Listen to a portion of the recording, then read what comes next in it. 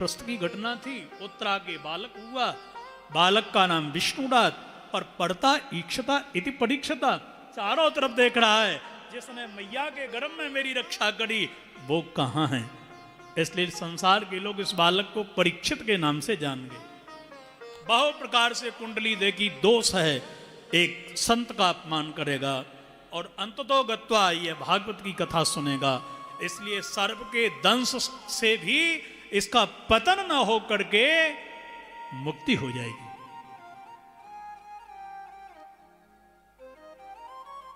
इतने में विदुर जी को याद आई, जो महाभारत का युद्ध नहीं लड़े थे, केवल दो लोग, बलराम जी और विदुर जी। अरे राम राम, मेरा भाई अंधा अभी भी पांडवों के बीच में है। सो दौड़ के आ गए, रात्रि की बेला थी, उड़ा करके कहा कि भाई तुम यहां बैठे हो। सो युधिष्ठिर विदुर जी को देख करके धृतराष्ट्र रोने लगा। विदुर जी ने क्या कड़वी वाणी कही, भीमापवर्जितम पिंडम आदत्ते गृहपालवत। तुमको शर्म नहीं आती है? अरे महाराज नहीं रहे, अब युधिष्ठिर महाराज बनकर के बैठे हैं। पर भैया धृतराष्ट्र शर्म करो, लज्जा करो, जिन पुत्रों को मारने का तुमने बहुत प्रयास किया, ऐसे पांडवों के टुकड़े खाकर के जिंदे हो। कुत्ते की तरह भीम आकर के रोटी डाल जाता है, ए बुढ़े ए पड़ी हुई है खा ले, और तुम खाकर के जिंदे रहते हो। क्योंकि महाभारत का युद्ध हुआ, परिणाम निकल आया। अंतिम समय भगवान कृष्ण के समक्ष युधिष्ठिर जी ने कहा कि बड़े दादा आपकी क्या इच्छा है?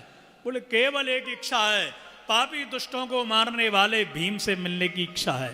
ये वाणी की थी, हृदय की गलत थी।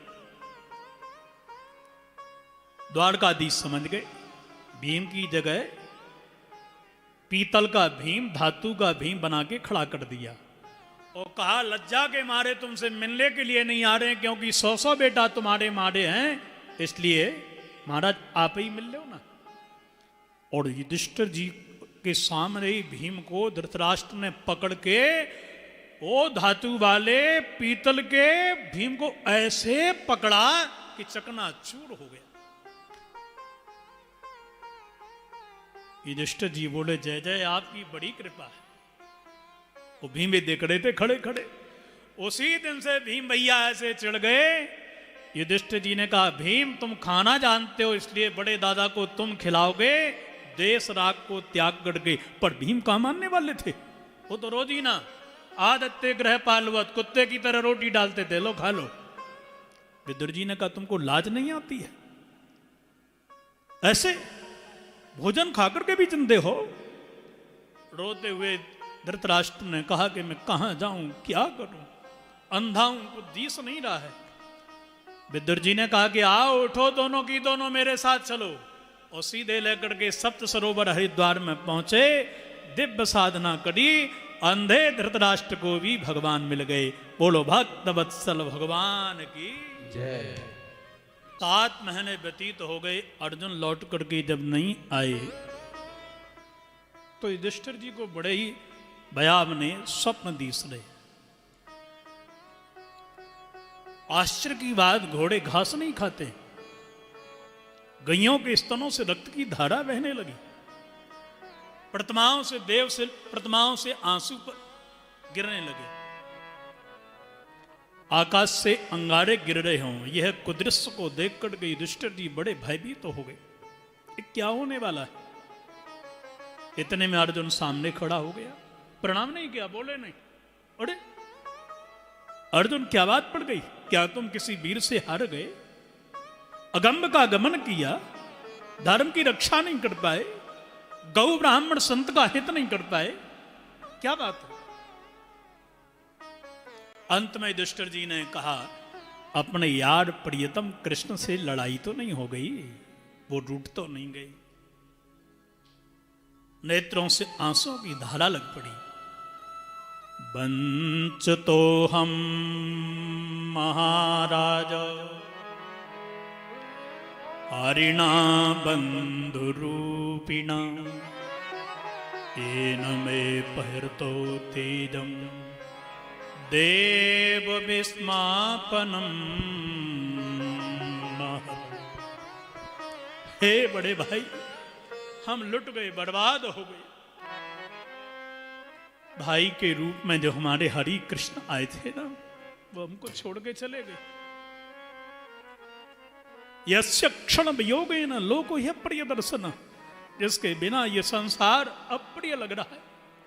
और तो क्या कहूं, यद संश्रया द्रुपद गेह मुपागतानाम राज्ञां स्वयंवर ग्रहे स्मरदुर्मदानाम।